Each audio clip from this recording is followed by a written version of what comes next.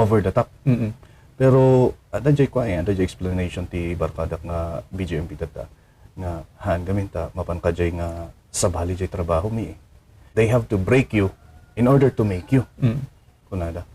That's true. Tama ba yun? That's true. Kasi yung pagpasok pa lang namin dun sa training center is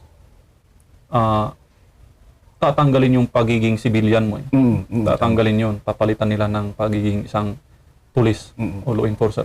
Yun ang hindi yun ang hindi nakikita ng mga nagkukangay, agibabash nga parang bullying, yung mga ganon. Ay sus, mas kayat ko pay nga ti mang defender to kanyak no adati gubat nga kastoy nga ikot jay tao nga nagnatikas jay because I know nga kaya na nga defender siya. Kaysa jay kas lang nga nabi baby. Siyak mo't kiti mga ibagbaga dito nga ni Sara. Hindi ti opinion ko actually nga pas lang nga yung tama yung sinabi niya they have to make you in order to they have to break you in order to make you. And then, to make you into a warrior na pagkasan ng digmaan na gayon, pwede silang sumabak.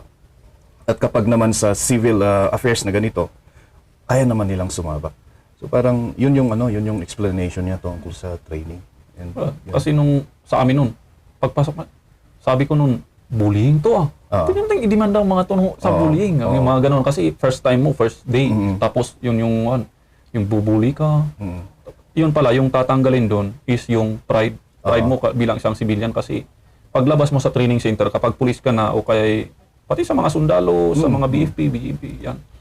Yun yung tatanggalin nila, yung pride. Kaya ka ibubuli, kaya ka parang sisigawan ka. Kapag mataas yung pride mo, kapag hindi mo binaba yung pride mo, doon kasi mapapahamak ka. Paglabas mo sa training center at hindi mo tinanggal, hindi natanggal yung pride mo, doon ka mapapahamak. O kaya'y manghamak. Kasi yung civilian, halimbawa, andyan ka sa kalsada, tapos may nanghamon sa'yo, tanggalin mo yung uniform mo, suntukan tayo. Dahil sa pride mo, tinanggal mo yung uniform mo, sinuntok mo, siyempre, sinong kawawa? Nakasuhan ka pa. Tama. Matanggal ka pa sa serbisyo.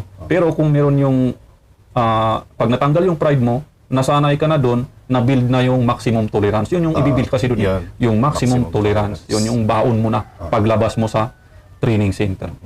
And parang sa yung personal na experience, parang ilang months o weeks bago mo na-realize yun? Kasi kapag nasa training center ka, parang hindi mo pa mag-iisip. Pero yun yung mga tulong din ng mga instructors doon na sasabihin nila na someday mauunawaan din ninyo bakit namin pinapagawa to. Lahat ng pinapagawa namin may purpose dito. So nung natapos na yung training, doon mo marirealize, totoo nga. Pag nasa community ka na, ito na yung, kasi pag sa community ka na, application na yun Yeah, doon mo na Listening to El Maestro Speaks podcast.